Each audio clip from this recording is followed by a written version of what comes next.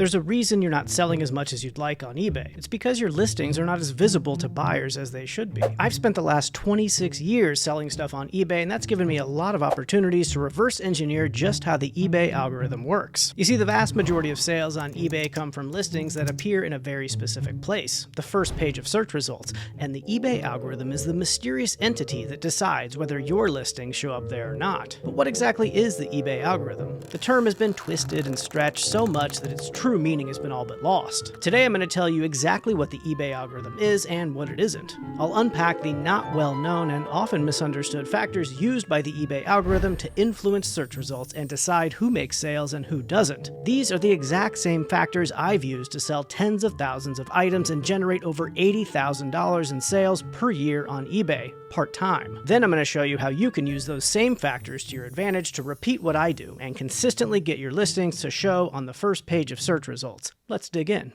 First, what even is an algorithm? In the most simple terms, an algorithm is a set of step-by-step instructions or rules designed to perform a specific task or solve a particular problem. You can think of it as a guide that tells you exactly what to do and in what order to achieve a desired outcome. So, if your desired outcome is a peanut butter and jelly sandwich for lunch, the recipe to make such a complex and exquisite dish is the algorithm. There are many types of algorithms out there, but when we talk about the eBay algorithm, we're talking about its search algorithm. And a search algorithm is a specific type of algorithm designed to find particular information within a large collection of data.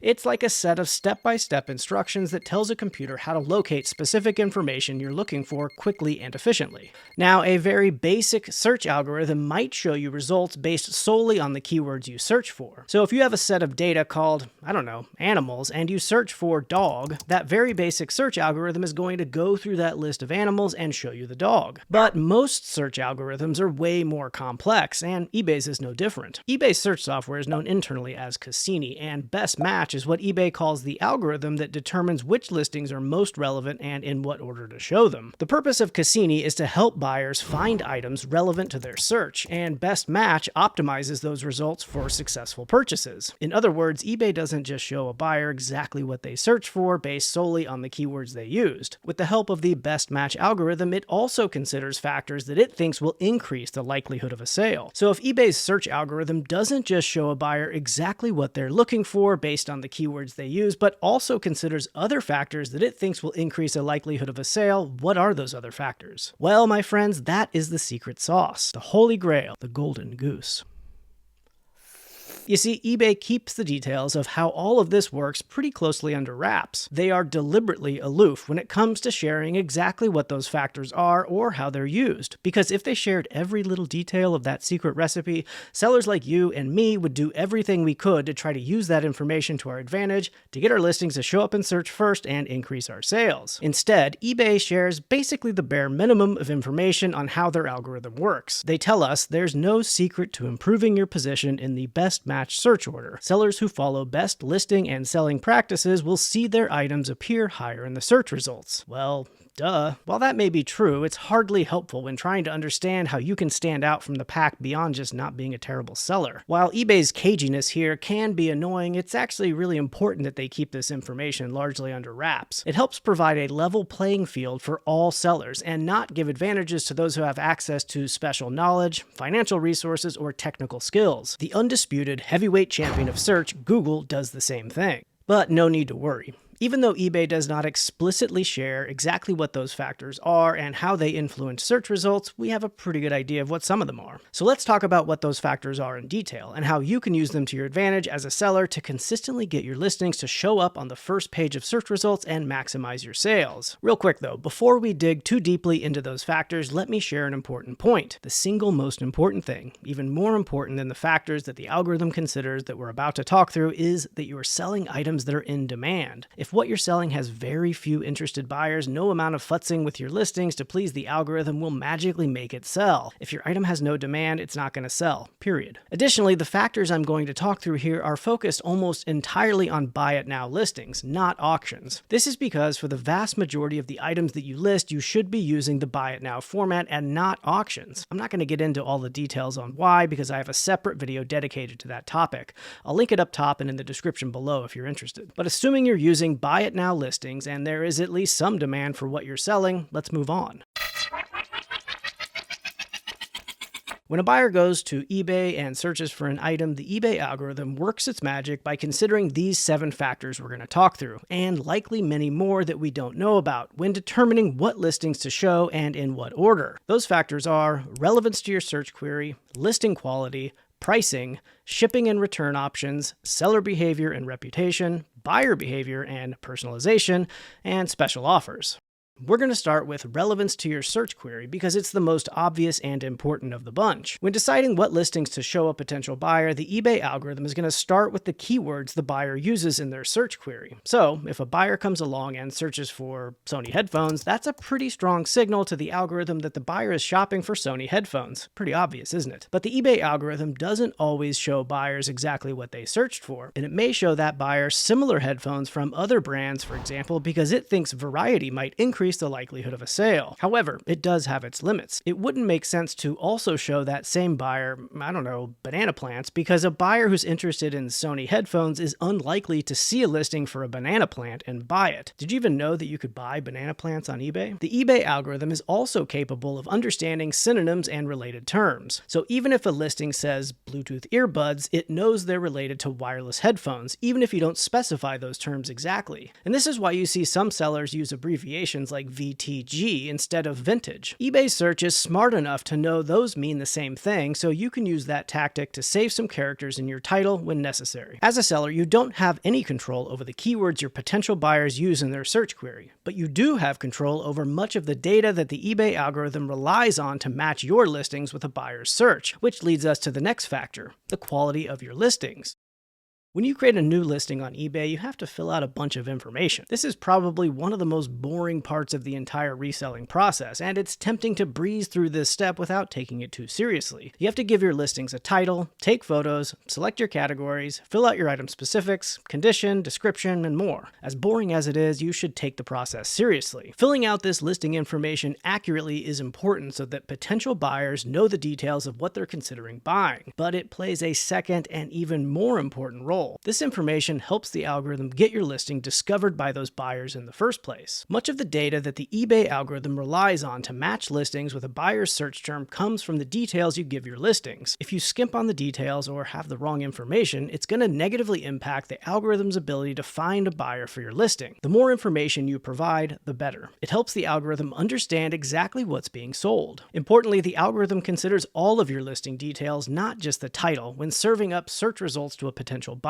So if you can't fit a specific term in your title due to character limits, make sure you include it somewhere else in the listing. I'm speculating here, but the algorithm is likely weighing the importance of different fields in the listing. By that I mean it probably considers a keyword in the title more important than a keyword in the description, for example. So consider the importance of your keywords and make sure the most important of the bunch are as visible as possible. My hunch is that the description is the least important consideration for the algorithm. By the way, you can click Sell Similar on other sellers' active or sold listings, and that will copy over their listing details so you don't have to fill out everything from scratch. This can save a bunch of time during the listing process, but be careful and make sure the details are accurate before you publish your listing. Now, your listing's age is another important factor to consider. While eBay's not confirmed this, I feel pretty confident saying that all other factors aside, the older a listing is, the less likely it is to rank higher in search. This is why it's such a common practice for sellers to end their older unsold listings and relist them, because it appears eBay favors newer listings over older. You can see evidence of this occasionally when newer listings appear high in search with a new listing badge. It's even more telling when this new listing badge shows up when researching sold comps, indicating that a listing sold relatively quickly after being listed. This practice of manually ending and relisting is different from letting eBay automatically relist your items, which it does every 30 days. When eBay does this, the listing is not given a new item ID and it's not considered a new listing. But when you end and relist manually, it is given a new item ID and treated as an entirely new listing. And whether you click relist or Sell Similar to relist your items doesn't matter. They both produce an entirely new listing with a new listing ID. If you don't believe me, try it out for yourself. Anecdotally, I make it a regular habit to end and relist old listings, and I'm always surprised at how often this results in older listings quickly selling after being relisted. Give it a shot.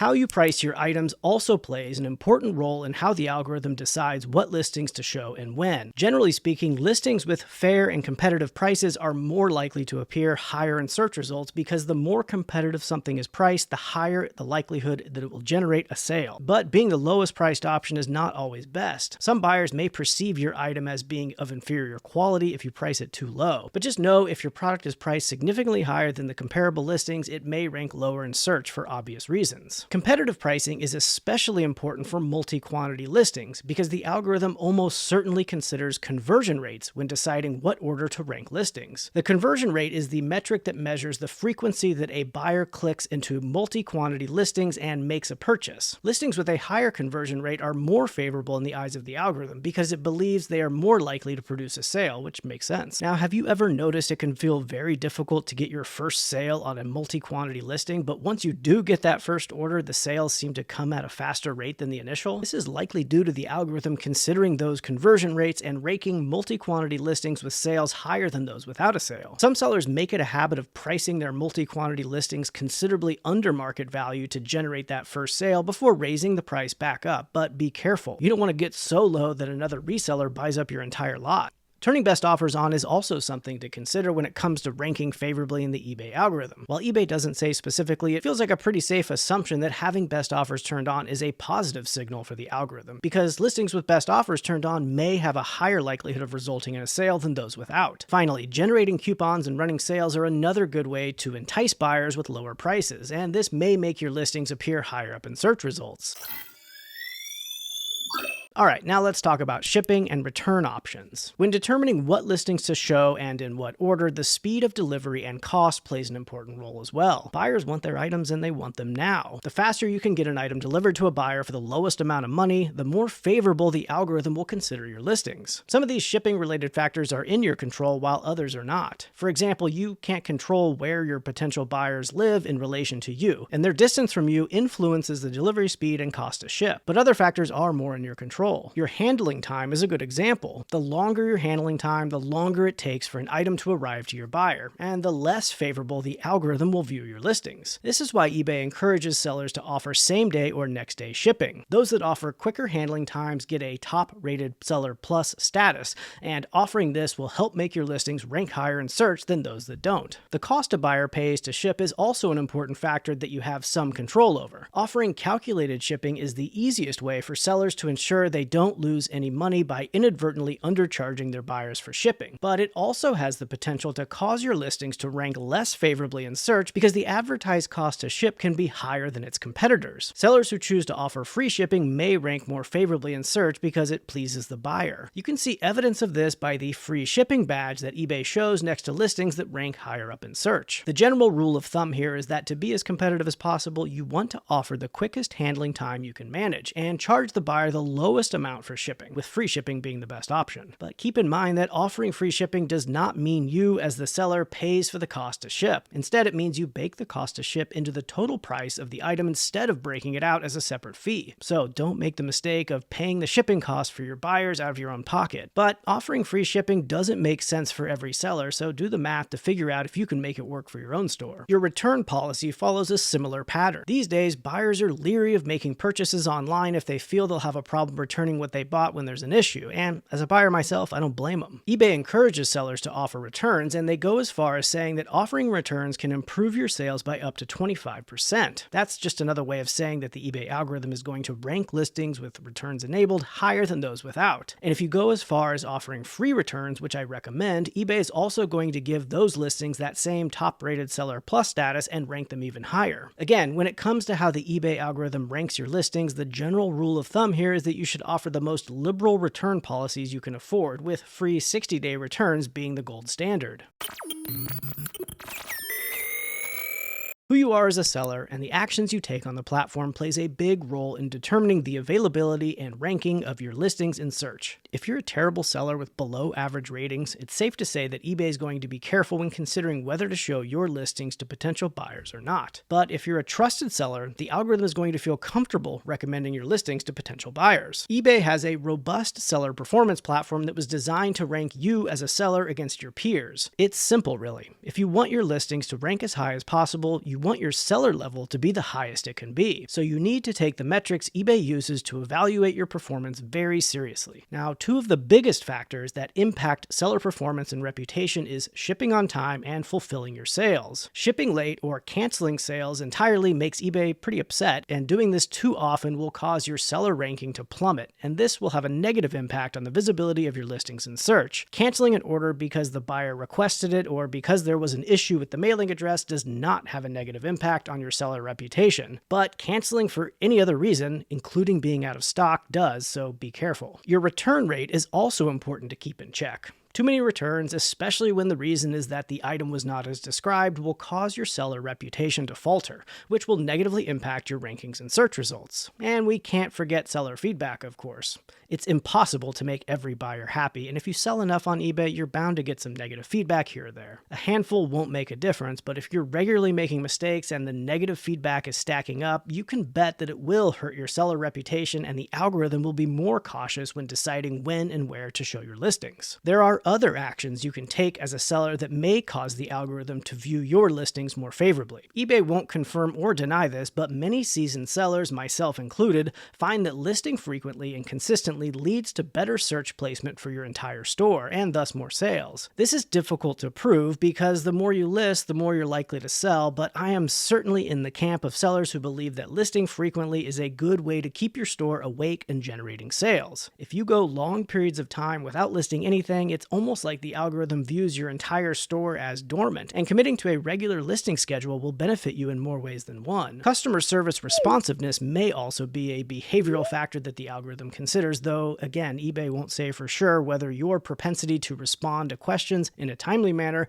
has a positive impact on your listings availability in search. But considering how important eBay takes your seller reputation, it's a pretty good bet that being generally responsive to buyer questions is a good thing. And speaking of buyers, as a buyer on eBay, every action you take, every search you make, every listing you view, everything you buy, every move you make, they're watching you. All of this is recorded and used to personalize your experience when using the platform. In other words, the algorithm remembers what you've searched for, viewed, or purchased in the past. It uses this information to personalize your experience and help decide which listings to show in search and in what order. Unfortunately, most of this is out of your control as a seller, but it's important to talk about anyway because these factors do have a significant impact on how the algorithm decides what listings to show and when. Buyer behaviors like filtering and sorting also have a big impact on what results the algorithm decides to show in search. For example, a buyer can go in and change the sort order after searching from the default to lowest price first, which wipes out almost all other factors the algorithm had previously considered and instead shows all results sorted by price with the lowest on top. There are a huge number of additional filtering and sorting options which will have a similar effect, so keep that in mind. The algorithm also likely considers other buying-related engagement metrics when deciding what to show in search. For example, listings with a higher number of views or watchers may show higher in search results, though in my opinion, I have found that there is not a strong correlation between the number of views or watchers a listing has and its propensity to sell, so take that one with a grain of salt. Receiving a best offer from a buyer may also be considered a positive engagement from the algorithm's perspective. It's not uncommon to get a best offer on an item only to have that item sell to a different buyer soon after at full price. And while eBay won't confirm or deny this, it certainly feels like the offer could be sending a positive signal to the algorithm, causing it to show higher in search results for some period of time. Of all the key factors we've discussed so far, there is only one that is powerful enough to outweigh all of the others. It's the one factor to rule them all: paid promotions. Paying to promote your listings on eBay is like skipping the line at Disney World. You can pony up a bit of extra money to eBay, and in exchange, they'll whisk your listing away to the top of search results regardless of most of the other factors it considers when determining what order to show in search results. You often hear sellers ask the question, does paying to promote work? And there is no question that yes, it works. The whole idea of promotions is to pay a little extra money to get your listings to appear higher in search, and it definitely does that. But perhaps a more appropriate question might be, is it worth worth it to pay to promote your listings? And that is something only you can answer for yourself. When you promote a listing, you can decide how frequently it gets sent to the top of search. And the more frequently it gets promoted, the more you pay in additional fees. The minimum is 2%, but you can increase that percentage to whatever you want. The higher the percentage, the more frequently your listing will get shown at the top of search results. And what's cool about promoted listings on eBay is that you only pay a fee if the buyer found your listing when it was being promoted. If a buyer clicks on a listing from a non-promoted result in search, you don't have to pay the additional fee. But promoting your listings does not mean you can ignore all of these other factors, because unless you pay to promote your listings 100% of the time, which also means you give 100% of the profit of sales back to eBay, your listings are going to rely on the other factors when they are not being promoted. Personally, I promote everything at the minimum, 2%. I do this because it's the cheapest way to promote and, well, it works. Last year I spent $859 in promoted listing fees, and those promotions generated an additional $46,396 in sales. Some of those items would have sold without using promotions, but those numbers are hard to ignore. Whew, are you still with me? Okay. Let's take everything we've learned so far and lay out what a picture-perfect listing and seller looks like in the eyes of the eBay algorithm. Number 1, your listing is chock full of detailed information without any errors. Number 2, it's priced competitively. Number 3, you offer a quick handling time, ideally same day, and a reasonable shipping cost, ideally free. Number 4, you allow returns, ideally free as well, and for up to 60 days after purchase. Number 5, you're a top-rated seller with a good feedback score and low return rate. Number 6, you provide excellent customer service. Number 7, you list new items consistently and regularly and end and relist unsold listings. And finally, number 8, you promote your listings. Now, I am not saying you must do every single one of these. I sure don't. You may find, for example, that offering free shipping or 60-day returns or listing regularly is difficult for your business in particular, and that's okay. It doesn't mean you're destined to be ignored by the algorithm, but you should consider all of the factors we've talked about today and strive to meet as many as you can. And no single factor here is a magic bullet, except for maybe promoted listings. You can't look at one in particular and say it does or doesn't work. They all come together with many other factors only eBay knows about to effectively score your listings and rank you as a seller. And those scores are used to help determine which listings show up and in what order. But you can't forget about all of the buyer-influenced factors, which you have no control over. So even if you do everything right, sometimes your listings just aren't going to show up high in search results all the time. That's just the way it goes sometimes. And even when you do everything right, you may find that your items might not be selling as quickly as you'd like. This doesn't necessarily mean that you're doing anything wrong. It probably just means what you're selling has a relatively low demand. Because remember, no amount of futzing with your listings or being the perfect seller will create buyers out of thin air for an item with little demand, so be patient. At the end of the day, focus on the factors you have control over and keep eBay's best interests in mind. When I was doing the research for this video, I put a call out to my community to see if you had any questions about the algorithm specifically. Many of you sent along some pretty great questions, but before we jump in and answer those, I wanted to pause and thank you for taking time out of your busy day to watch this video. If you enjoyed it, an easy way to help support my channel is to share this video with someone else who might like it too. Another way to support the channel is to check out Flipwise, the eBay automation platform that I built to help me manage my business without having to use annoying spreadsheets. Flipwise connects to your eBay account and automates the record keeping and inventory management process. It stays in sync with eBay at all times, adjusts all your selling costs automatically, and calculates important metrics so you can understand how your business is performing and be ready for tax time. If that sounds interesting to you, look for a link in the description below along with a promo code for 20% off your first month. All right, let's jump into some of those questions. Kristen Rose asks, why, all things being equal, listing frequency, good photos, fair prices, like items, do some sellers have slow to no sales while other sellers having record sales? Christy, thanks for sending along that question. I really think that just comes down to demand. It really depends on what items you're selling. Some items have high demand, some have low demand. That demand, that sell-through rate is really going to determine how quickly it's going to sell. If you have every one of these factors checked off, but you're selling two different items, that's going to be the difference. And most people are selling a huge variety of items in their store and has a mix of demand, and so it's pretty hard to determine exactly why that may be, but it's almost always just a demand issue. So Woody asks, I notice my sales go down when I use a draft bank. It's almost like there is an algorithm that wants you to consistently work on the site, application, making clicks, inputs, instead of only making listings once a week to release them daily from a draft bank. I've always wondered this. Hey Woody, I can't say for sure one way or the other whether eBay is really tracking all the activity that you're making working as a seller on the site and clicking around and doing all sorts of stuff. I would just go by what you're seeing though. If you find that loading up a bunch of drafts on one day only to sprinkle them out over the course of the week is less effective than actually doing the listings once per day, I would just do some messing around with it, do some testing with it. But my guess is that's probably not an issue. Ultimately, eBay wants you to list as much as you possibly can. I don't think they care whether you're doing the work to list on one day or spreading that work out over multiple days. So the important part is just get your listings up. Mitch Barker asks, I always try to select multiple themes and occasions in the item details.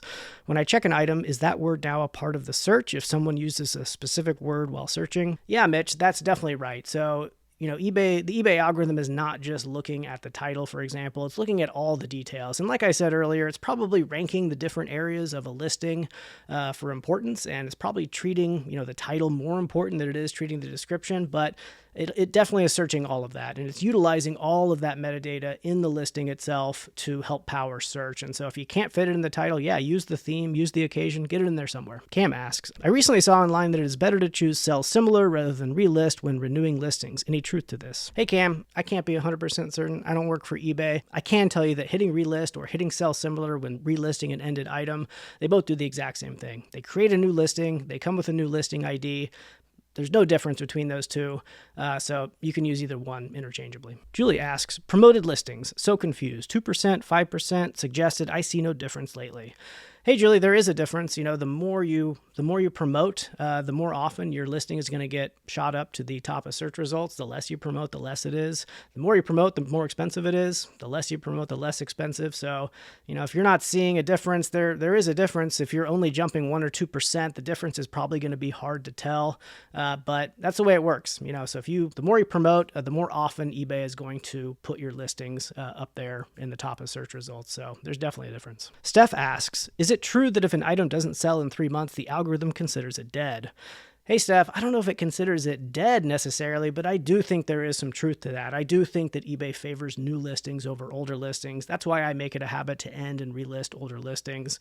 So give that a shot. I've never heard the 3-month mark. I don't know if there's a specific cutoff date or not, but if you have a high demand item, everything seems fine, but it's just not selling, try ending and relisting it if it hasn't sold when you think it should. But so yeah, I definitely think there's some truth to that. Gary asks, if Flipwise can detect a new listing versus a new item created by end and sell similar, can eBay's algorithm pick up the same thing? Seems like EASS has been a lot less effective in generating new sales lately, like something has changed in eBay's software. So yeah, Flipwise can detect, a new listing versus an end and a relist. That's because Flipwise relies on a parent-child relationship created from eBay. So eBay creates this parent-child relationship when you end and relist, and Flipwise uses that. So eBay definitely knows. If Flipwise knows, then eBay definitely knows for sure. So yeah, they can tell whether something is just being ended and relisted versus an entirely new listing from scratch. Whether that changes how they rank something in search, I don't know. I can't tell you. Only eBay could, and they don't really share that information. But yeah, eBay definitely knows the difference between the two. Heather asks, do returns or contested refunds I was scammed affect my views? Does it matter what time of the day I post listings? What if I'm unable to list one day? How many subsequent days does that mess up my chances of being seen?